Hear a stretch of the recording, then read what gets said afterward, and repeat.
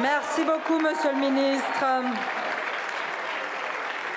La parole est à Madame Justine Gruet pour les Républicains.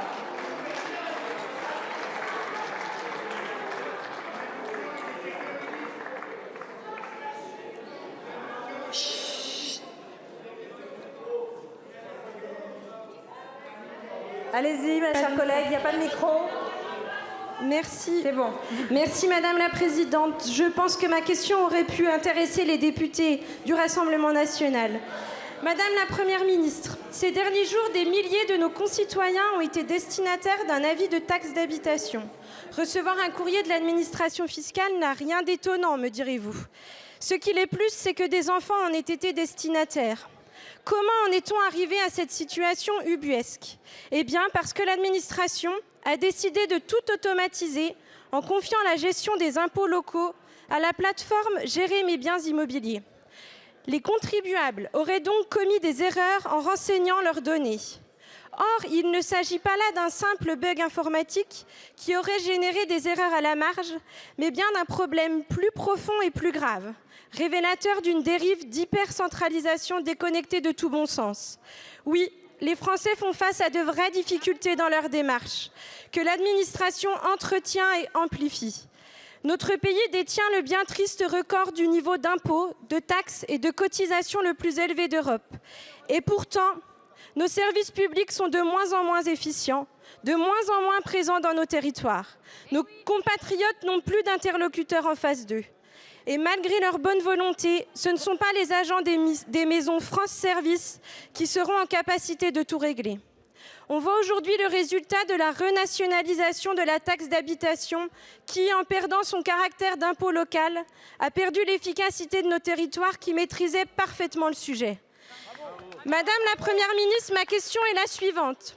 Quand allons-nous enfin en finir avec cette technocratie qui se pose en nouvelle classe dirigeante, prenant des décisions déconnectées de la réalité de nos concitoyens et aboutissant à des situations surréalistes? Le pouvoir décisionnel de l'administration fait reculer celui de nos élus de terrain. Êtes-vous prête à redonner à chacun son rôle et du sens dans leurs missions respectives? Merci beaucoup. La parole est à Madame Olivia Grégoire, ministre en charge des petites et moyennes entreprises, du commerce, de l'artisanat et du tourisme.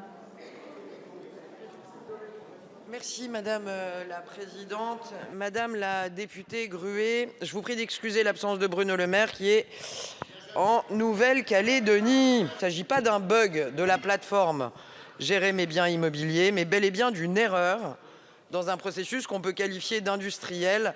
Je rappelle quand même 39 millions de foyers fiscaux, 24 millions de propriétaires, 4 millions d'avis de taxes d'habitation sur les résidences secondaires émis chaque année. Je me permets, quand je dis il ne s'agit pas d'un bug de la plateforme, c'est que ça n'est pas une erreur sur laquelle on peut se défausser en disant la machine a mal géré.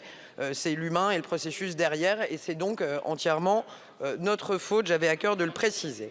Chaque année, nous avons entre 250 et 440 000 contestations sur la taxe d'habitation sur les résidences secondaires liées en large majorité à des changements d'adresse qui ne nous ont pas été signalés. Et c'est encore la raison principale des avis envoyés à tort cette année. Par exemple, des locataires qui ne nous ont pas signalé leur changement d'adresse sur leur déclaration automatique de revenus, mais leurs propriétaires, oui. Résultat, on a 2 adresses pour une même personne, donc émission d'une THS. Ça touche souvent les plus jeunes qui déménagent souvent. Il convient d'insister sur la nécessité de vérifier et de modifier son adresse, même sur les déclarations automatiques. Bruno Le Maire a précisé aussi que la correction serait automatique, qu'en un mot, il n'y avait rien à faire si la réponse éventuellement intéresse certains députés. Bruno Le Maire, pour terminer, a donc rappelé que la Direction générale des finances publiques est en train de résoudre ces erreurs et qu'elle s'en excuse. Et nous sommes en train de les corriger. Merci pour votre question. Et je le répète, il n'y a rien à faire pour la correction. Elle est automatique. Merci. Merci beaucoup, Madame la Ministre. La parole est à Monsieur René Pilato pour le groupe La France Insoumise. Madame la Présidente, ma question s'adresse au ministre.